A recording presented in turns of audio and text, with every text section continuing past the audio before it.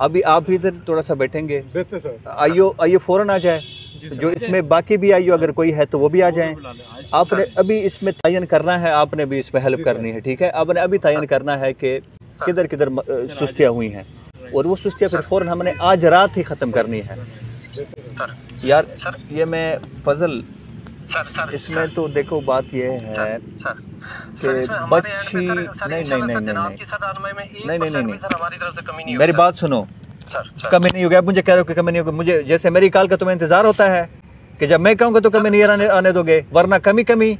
बात सुनो सर है ही नहीं सर। इस केस में देखो सर, जिसकी बेटी होती है उसके दिल से पूछो कि उस पर क्या गुजरता है सर।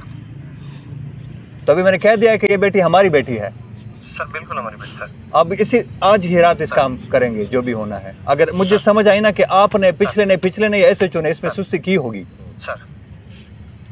सारे बेटे वाले होते हैं। आप मुझे कहते हो कि ये पेश नहीं करे, आप क्यों उसके पीछे पड़ो कि पेश करो, फलानी ये करो वो करो, डीएनए आगे पीछे। सो देखो ना, मुझे भी ये पता है कि मुल्जिम ही लेता है इस कानून का सहारा। ये टेक्निकल बात हो, टेक्निकल डीएनए रिपोर्ट फलाना ढिकाना। आप बीच में इनको ख्वार कराते रहो कि ये मजबूर हो जाए, उनसे सुलह कर लें।